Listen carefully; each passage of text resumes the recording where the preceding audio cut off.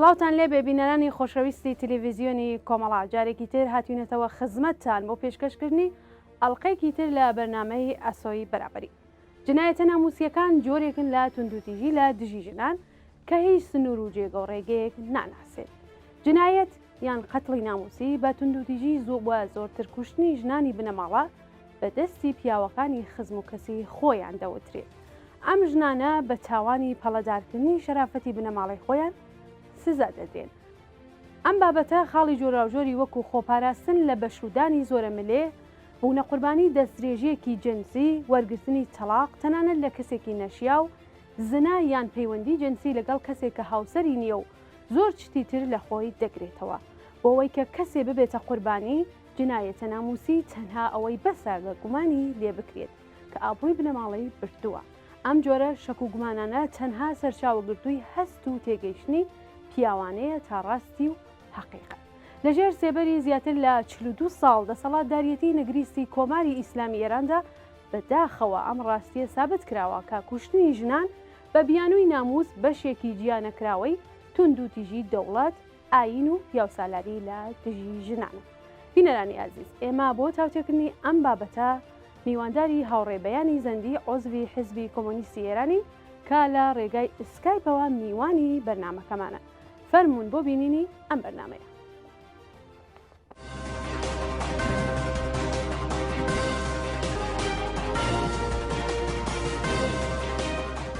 هاوڕێبەیان ئەم کاتت باش، زۆر سپاس بۆ ئامادەبوونێت لە بەرنامەی ئاسۆی بەرابەری ئەم هەفتەیەمان. منیش سڵاو ڕێزم هەست بۆ ئێوە بۆ هاوڕێیانی کۆمەڵە تیڤی، هیوادارم باش و سلامەت بن. هاوڕێبەیان زۆر سپاس بۆ ئامادەبوونێت. هۆکارەکانی قەتڵی ناموسی کامانن؟ هاوڕێ گوڵناز هەروە کە ئەزانن بەداخەوە لە ساڵهای ئەخیرا لە کۆمەلگای ئێرانە بە تایبەت ئێمە پێش هەموو شتێ لەسەر کۆمەلگای ئێران قسە ئەکەین کە خۆمان لێرە ژیاوین. منیش خۆم یەکێک لەو ژنانە بووم کە لە کۆمەلگای ئێرانە ژیانم کردووە و لێوێ بووم. هەروە کە ئەزانن بەداخەوە لە ساڵهای ئەخیرە و لە 2 ساڵی ئەخیرا تا بە ئەمڕۆ زۆر قەتڵهایەکی ناموسی کوشتنی ژنان کراوە و ئەم کوشتنی ژنانە بەداخەوە ئەگەڕێتەوە بۆ سیستمی کە لێنە حاکمە. هەروە کە ئەزانن سیستمی کۆماری ئیسلامی سیستمێکی دژە ژنە و ڕۆژ بە ڕۆژ قانونەکانی و توندوتیژی بۆ سەر ژنان پەرە دەستێنێ، یعنی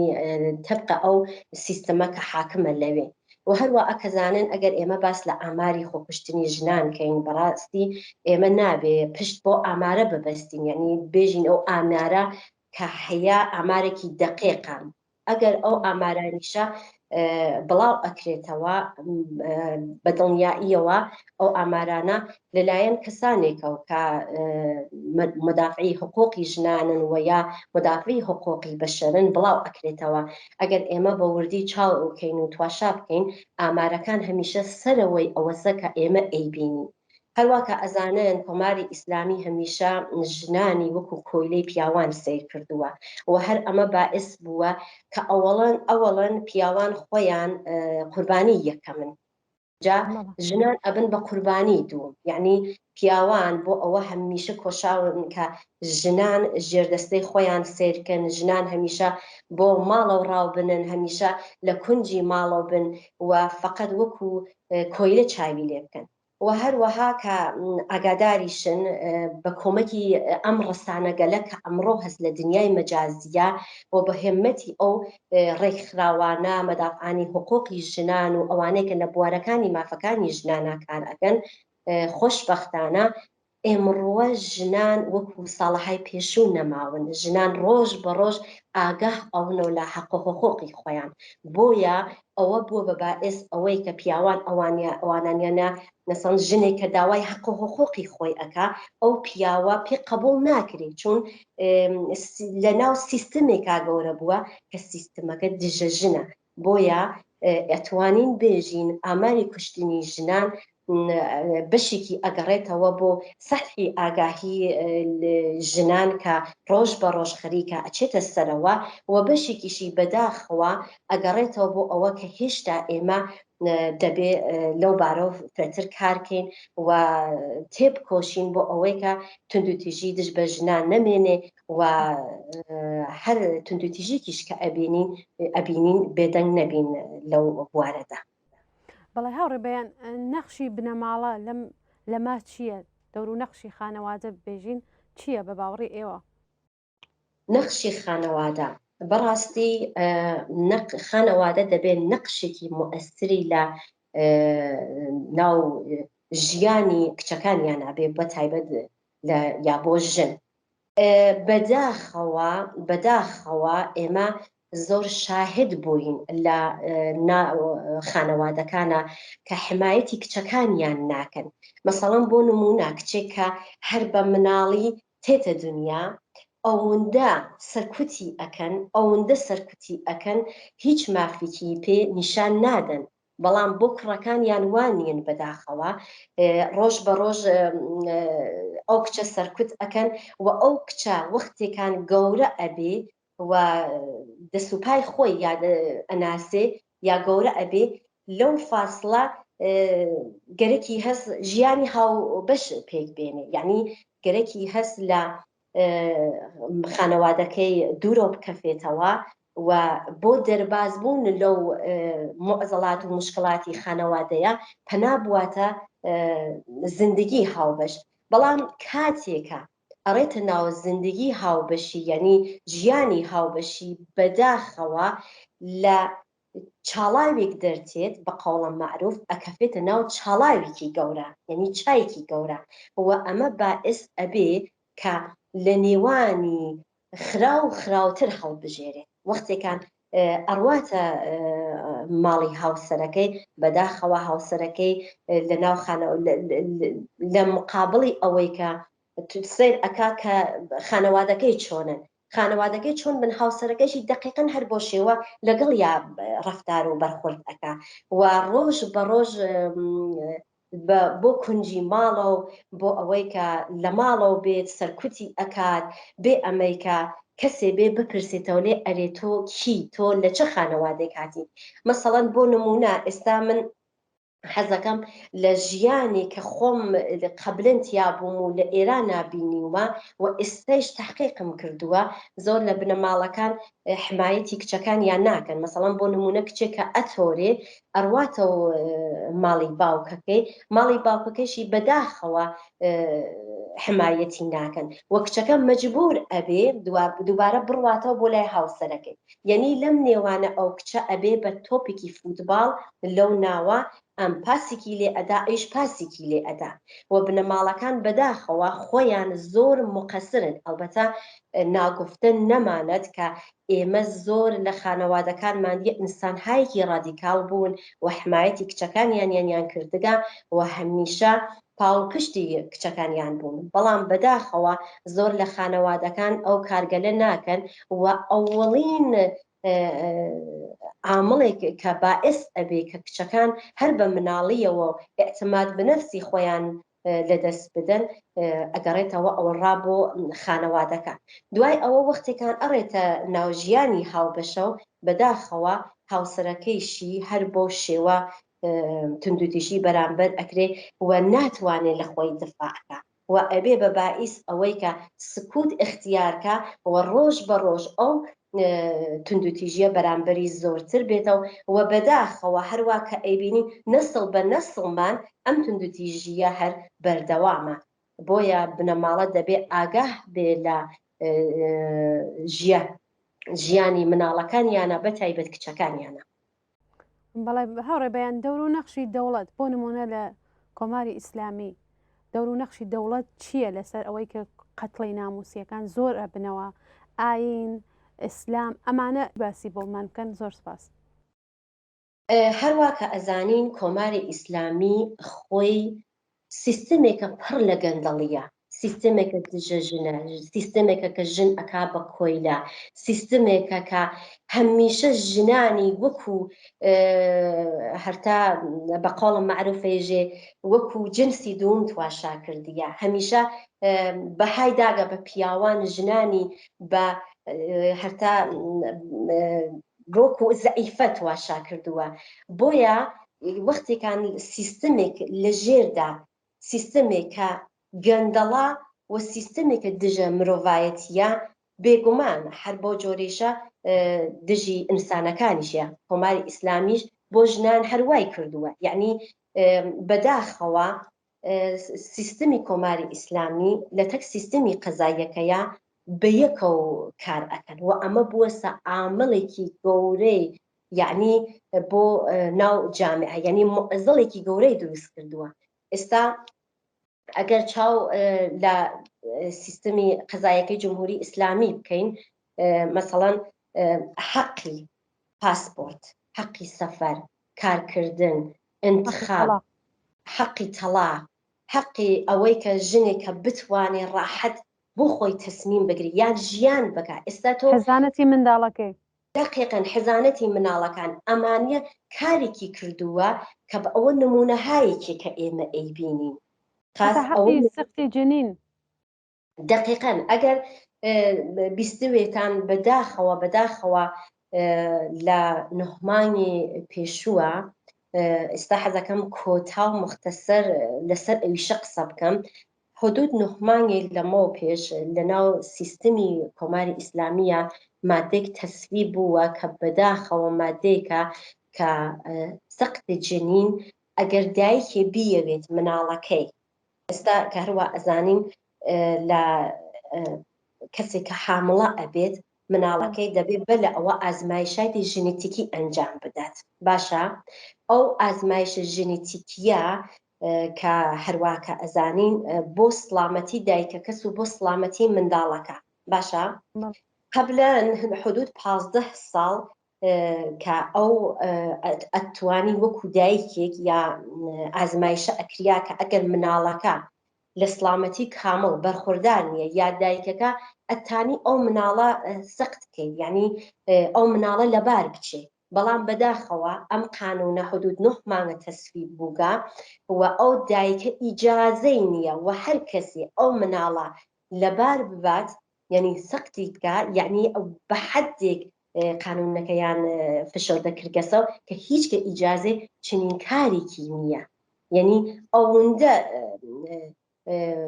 قانونەکە وحشت ناکە، یعنی سەیری ئەەکەی لە قانونی ئەم قانونە بە ناوی قانونی 53ە، بەڵام ئەوەی کە ئەگەر بەرامبەر بەم قانونە مخالفەتکە لە قانونی 56 یعنی دەبێ زیندانی بکرێت. یعنی قوڤەی قەزاییەکە هەر لەیسە خەڵکی تهدید کردگە. ئەمە گەورەترین معزەڵاتێک و مشکلاتێکی گەورەسکە لە جامعەی ئێرانە خەریکە جمهوری ئیسلامی هینی بۆ ئەکات، تەبلیغی بۆ ئەکات و خەریکە تەسویبی کردووە.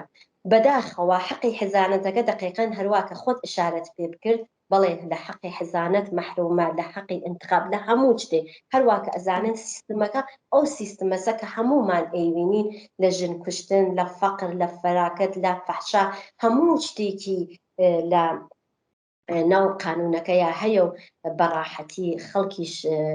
بەداخەوە پەیڕەوی لێ ئەکەن. ئەلبەتە ناگفتە نەمانێت کە خەڵکەکە هەمویان پەیڕەوی ناکەن. ئێستا ئەگەر تواشاکەین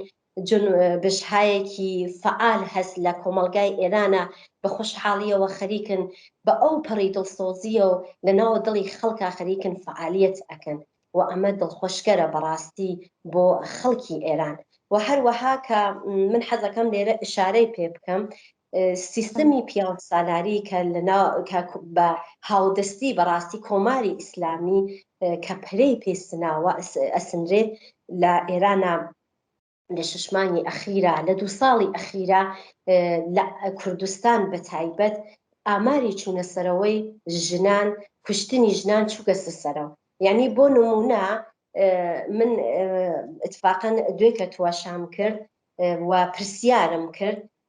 کچێ بوو بە ناوی سەرگوڵ حەبیبی کە بەداخەوە لە سنا لەلایەن براکانیە و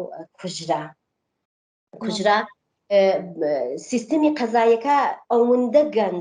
ئەوەندە گەندەڵە 2 مانگ ئەو دوو برایە زیندانی کردووە بە قەیدی وەسیقە ئازادیانی کردووە یعنی بۆ سیستمە گەندەڵە ئەوەندە دەستی پیاوانی بۆ کوشتنی ژنان باس کردووە کە هەر پیاگێ بەڕەحەت هەڵەسێ لە ژنێک ئەیکوژێ ئێژێ ئەڕمە زیندان 1 مانگ 2 مانگم پێ چێت و تێمە دەرەوە یعنی سیستمەکە ئەوەندە دیکتاتۆرە بەداخەوە خۆی عامڵی ئەسلی دەست باسکردنی پیاوانە بۆ کوشتنی ژنان. هاوڕێ بەیان ئەگەر هاوڕابی لەگەڵما ئێوە دکلەمەیەکتان بۆ ئەو ژنانەی کە بە بیانووی ناموس دەکوژێن خوێندوەتەوە ئەگەر هاوڕابی لەگەڵ بینەران دەبینین و دەگەڕێنەوەلاتە بە خۆشحاڵیەوە دەستان خۆش.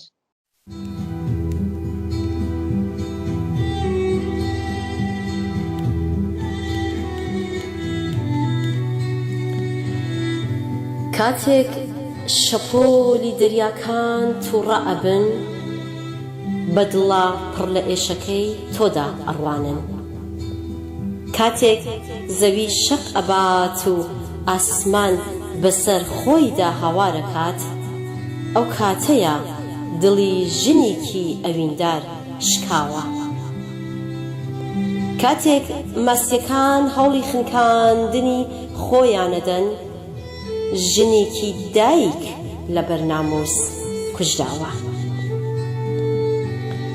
کاتێک دارچنار چەقۆ بەنێو دڵی خۆیدا ئەکات ئەو کاتەیە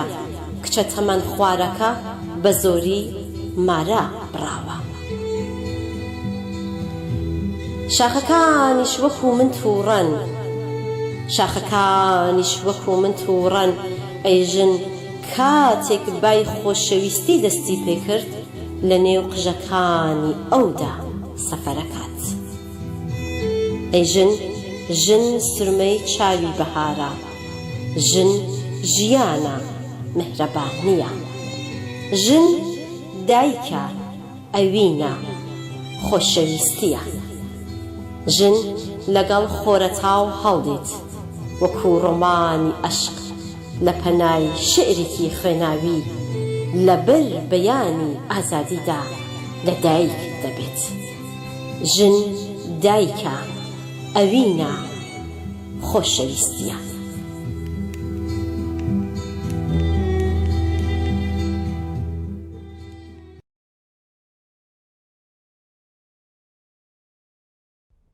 هاوڕێ بەیان بۆ ڕزگارکردنی ژنان و نەمانی توندوتیژی و کوشتنی ژنان بە بیانووی ناموس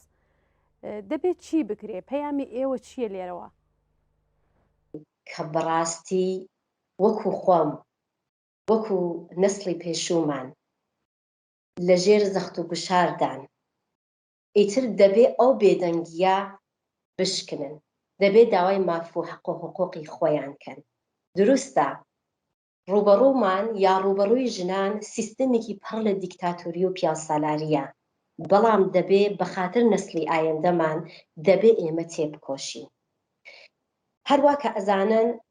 بە خۆشحاڵیەوە من بەتایبەت باسی کوردستانەکەم ئێستا کە تا جێگەیەکیش بزانم لە زۆر لە شارە فارسنشینەکانە خۆشبەختانە کەسان هایەک هەن کە لەو بوارە کار دەکەن لە کوردستانە کومیتەهایەکی مەحەلی دروست بووە ئەوە جێگەی زۆر خۆشحاڵیە هەر ژنێک هەر کێشە و هەر مشکڵێکی هەست بەڕاستی ئەتوانێ فعالیەتی خۆیان بۆ کومیتە لەو گرێبن هەر کێشەیەکیان هەست فعالیەتی خۆیان خەنەگەڕ من داوا لە بنەماڵەکانەکەم بنەماڵەکان دەبێت لەم بوارە فرا تەشویقی کچەکانیان بکەن پیاوان ئێستا بە خۆشحاڵیەوە ئیمساڵ ئێمە لە 25 نوامرە پیاوەکانمان زۆر بینی کە بە پلاکاردەوە ئەو حمایەتیان لە ژنان کرد توندوتیژیان مەحکوم کرد پیاوەکان دەبێ خۆیان ببن بە مشەفقێک یعنی ببن بە ئۆلگویەک ئەو ژنانە بخەنە پێشەوە یعنی تەشویقیان بکەن کە بتوانن لە حەق و حقوق خۆیان دفاعکەن ئێستا من نمونێکتان بۆ تێرمەوە بەداخەوە بەداخەوە زۆر کەسمانستکە ناوی خۆیان ئەنن ئینسانهایەکی ڕادیکاڵ ناو خۆیان ئەنن ئینسانهایەکە حمایەت لە حقوقی بەشەرەکەن هەر لە خودی شاری سنە بەڵام بەداخەوە لە ناو ماڵەوە خۆی ئەوەندە تندوتیژی بەرامبەر بە ژنەکەی و کچەکەی ئەکا ئەمە بۆ کۆمەلگای ئێمە زۆر زەرەرە یعنی ئێمە ناتوانین بە هیچێکا بکەین من هەر لێرەوە داوای لەو ژنانە ئەەکەم پەیامی من وەکو ژنێ منیش وەکو ئێوە بووگەم منیش وەکو ئێوە تندوتیژیم بەرامبەر کراوە بەڵام ئێمە ئەتوانین پێکەوە کارکەین ئێمە ئەتوانین تندوتیژی نەمێنێ لە وڵاتەکەمانە بنەماڵەکان دەبێت لە هەر کوێنێکا ئێمە تندوتیژی ئەبینین دەبێت لە بەرامبەری بۆستینەوە دەبێ ئێعتراز بکەین ژنان دەبێ بۆ نسلی ئایندەمان تێبکۆشن ژنان ئەزانم ئەمڕۆ ئەو کوشتنی ژنانە دەگەڕێتەوە بەشێکی بۆ ئەوەی کە ژنان وەکو ساڵەهای پێشوونیین ژنان ئەمڕۆ ئاگاه بوونەسەڵ و دەبێت فرەتریش ئاگاه بینەوە دەبێت چاو بکەینەوە بزانین لە ناو خانەوادەکانمانە کێ تندوتیژی بەرامبەر ئەکرێ دەبێ ئێمە هەڵوێستمان بێ چون بەڕاستی کۆمەلگای کە ئێمە تیا ژیە ئەژین نیوەیەکی ژنانە ژنان دەتوانن لە هەر ئەرسێکا موافق بن چون ژن بە قەوڵە مەعروف ئێژێ ژن ژیانە ژن زندگیە پس ئێمە دەبێت لەو بوارە تا ئەتوانین تێبکۆشین ژنان نابێ بێدەنگ بن ژنان دەتوانن داوای ماف و حق و حقوقی خۆیان بکەن و حەقی خۆشیانە بۆ ئازادی و ماف خۆیانە بگەین زۆر سپاس هاوڕێ بێ بۆ ئامادەبوونت لە بەرنامەی ئاسۆی بەرابەری ئەم هەفتەیەمان منیش زۆر سپاستانەکەم کە ئەم دەرفەتانەدا بێم چاوی هەمووتان ماچەکان ڕۆژێکی خۆشتان زۆر سپاس بەڵە بینەرانی خۆشەویست زۆر سپاس بەوەی کە تا ئێستا لەگەڵمان بوون چاو ڕۆژێکی خۆش بۆ هەموو لایەکتان